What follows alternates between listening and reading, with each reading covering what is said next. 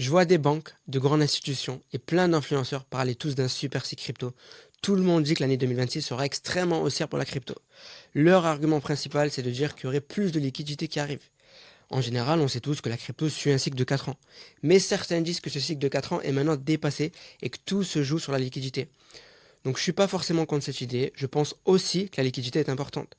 Mais la vraie question à se poser, c'est plutôt d'où va venir cette liquidité et quelle quantité est réellement nécessaire pour soutenir tout le marché crypto et l'emmener vers de nouveaux records historiques. La première raison évoquée est que la Fed a commencé son QE technique le vendredi 12 décembre avec l'insertion de 40 milliards de dollars pendant 30 jours. En réalité, pour les États-Unis, c'est pas un montant important et c'est clairement pas suffisant pour pousser tout le marché crypto vers de nouveaux records historiques. Après, il y a aussi des rumeurs sur un possible chèque de relance de Trump au deuxième trimestre 2026, où certains contribuables américains recevraient 2000 dollars. L'idée est que cet argent irait tout droit dans la crypto, donc plus de liquidité pour le marché. Mais déjà, ce chèque n'est pas encore confirmé, et il serait payé sous forme de réduction d'impôts et non pas en cash. Et dans le contexte économique actuel, c'est difficile de penser que ces contribuables vont simplement mettre cet argent dans la crypto.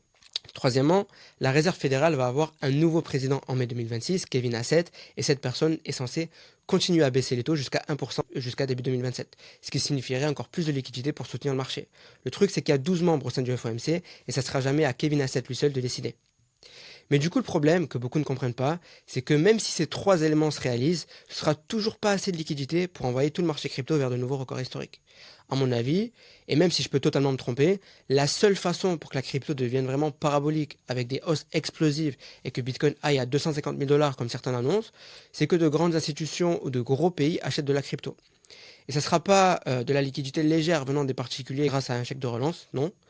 Il faut de grandes institutions, il faut de grandes entreprises comme Apple, Microsoft, Nvidia qui investissent des milliards dans la crypto.